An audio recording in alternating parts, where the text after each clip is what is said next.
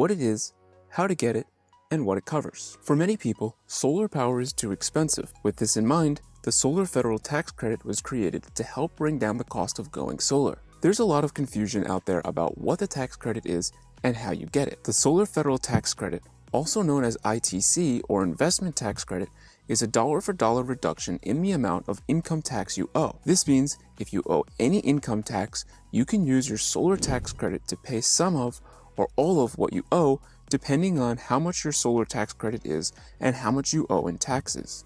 The tax credit was 26% in 2020. This means you could have gotten a tax credit worth 26% of the total cost to install your system. This includes the cost of solar panels, wires, mounting equipment, inverters, and labor. The exact cost of these things depends on the amount of solar power you're able to collect and the amount of electricity you use, so the cost will change from home to home. The tax credit was supposed to drop to 22% in 2021 and expire in 2022. Luckily, the solar tax credit was extended. This means in 2022, the tax credit stayed at 26% instead of dropping to 22% and won't drop to 22% until 2023 and is set to expire in 2024. This gives people more time to take advantage of going solar. However, now is still a great time to go solar. If you wait too long, you'll miss out on huge cost savings, which means it'll take longer to pay off the system.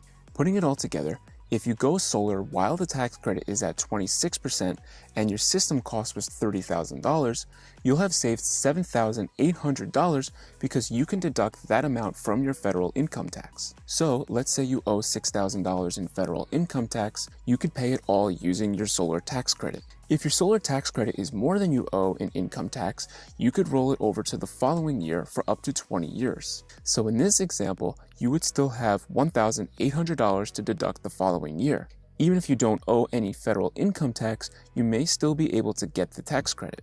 The reason is that for most people, your employer is collecting federal income tax from your paycheck throughout the year. So even though you may get a return at the end of the year and appear to not be able to use the solar tax credit since you don't owe anything, you do have income that is being taxed, and that means you can still use the solar tax credit to pay your income tax as long as you qualify.